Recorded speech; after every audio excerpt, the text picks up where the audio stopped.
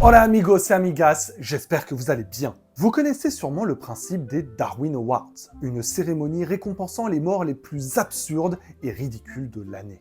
Je peux vous dire que la mort du président français Félix Faure aurait certainement gagné le trophée. Cet homme aura marqué l'histoire d'une drôle de manière et probablement pas de la façon dont il l'avait imaginé. Avant de commencer, on n'oublie pas de s'abonner à la chaîne, de liker la vidéo, et on est parti.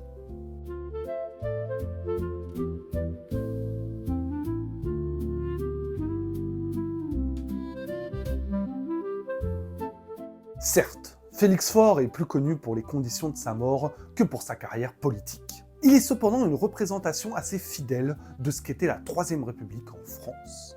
Félix Faure est né à Paris en 1841 dans une famille d'artisans du Faubourg Saint-Denis, un milieu modeste.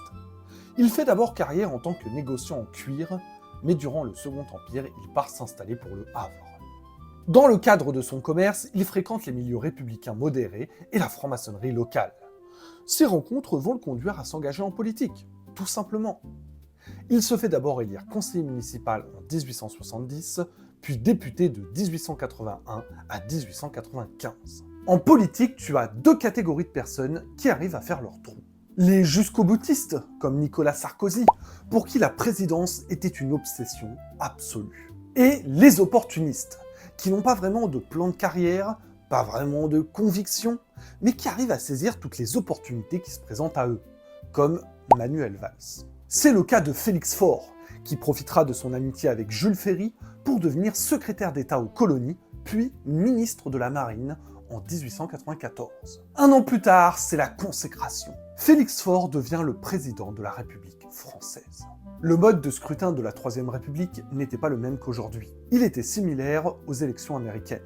Le peuple votait pour ses représentants et ceux-ci nommaient un président. Faure va mener une politique modérée, comme ses idées, comme sa carrière. Il poursuit majoritairement l'œuvre de ses prédécesseurs. Il va conclure la colonisation de Madagascar et mettre en place une alliance franco-russe. D'ailleurs, la visite du tsar en 1897 reste le moment fort de son mandat. Pour ce qui est de la politique intérieure, elle sera marquée par la célèbre affaire Dreyfus. Cet officier juif accusé à tort de trahison envers l'armée française pour le compte de l'Allemagne. Faure est un fervent défenseur de l'armée et il s'oppose à la révision du procès. C'est à lui que s'adresse Émile Zola dans son fameux « J'accuse », même si l'auteur ne le met pas en cause lui personnellement.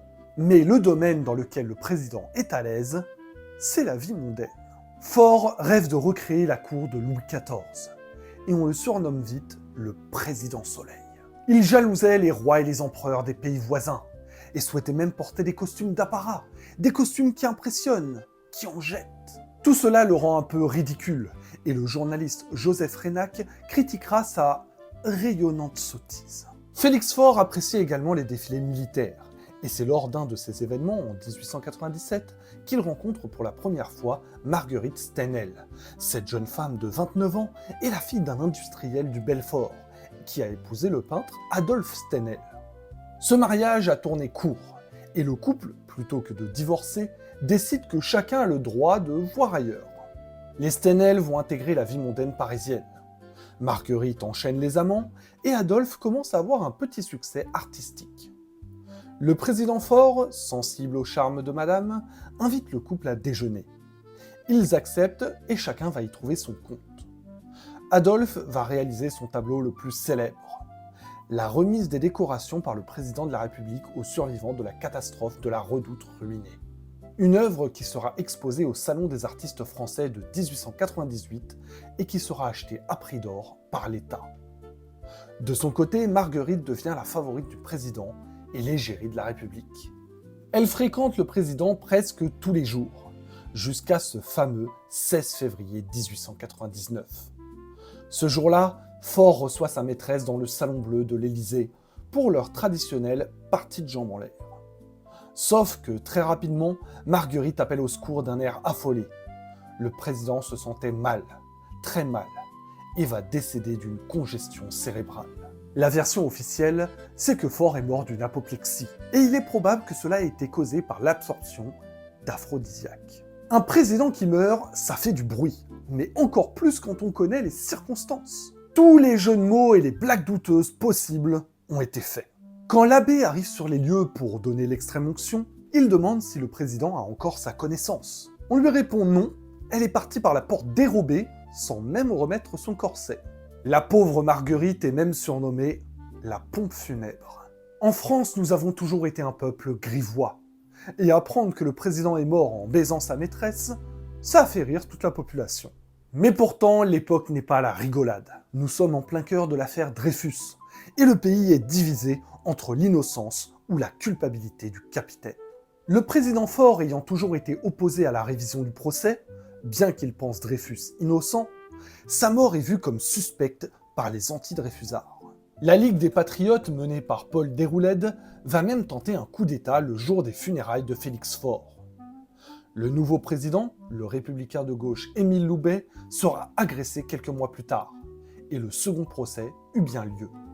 Dreyfus fut condamné une deuxième fois, mais gracié par le président. Il faudra attendre l'exposition universelle de 1900 pour que l'ambiance se détende un peu dans le pays. Pour ce qui est de Marguerite, la suite sera marquée par la tristement célèbre affaire Stenel. Le 31 mai 1908, Adolphe Stenel et sa belle-mère Émilie Japy sont retrouvés morts au domicile familial. Les deux ont été étouffés. Marguerite est retrouvée vivante mais ligotée sur le lit. Elle explique aux policiers avoir été attachée par 3 hommes et une femme rousse. Le problème, c'est qu'il n'y a aucune trace d'effraction et que les déclarations de Marguerite ne sont pas claires, voire même contradictoires. À tel point que c'est bien elle qui est inculpée pour ce double meurtre. Lors de son procès, elle simule un malaise et des crises d'hystérie. Marguerite sera finalement acquittée faute de preuves, mais l'opinion publique n'était pas convaincue de son innocence. Le double meurtre reste à ce jour non élucidé. C'était une vidéo un peu particulière, un peu fourre-tout. Entre l'affaire Dreyfus, un président qui meurt d'une crise cardiaque en plein coït avec sa maîtresse, et cette même maîtresse qui se retrouve accusée du meurtre de son mari. Mais ça nous a permis de nous replonger dans une autre époque, un autre temps, un autre siècle. La Troisième République, c'est une période vraiment fascinante d'un point de vue politique. Et si ça vous intéresse, on peut faire d'autres vidéos sur le sujet. Si vous avez apprécié cette vidéo, vous pouvez vous abonner, la liker, la partager un maximum. Vous pouvez également nous rejoindre sur nos réseaux Instagram et TikTok. On se retrouve bientôt pour une nouvelle histoire. Et à la prochaine.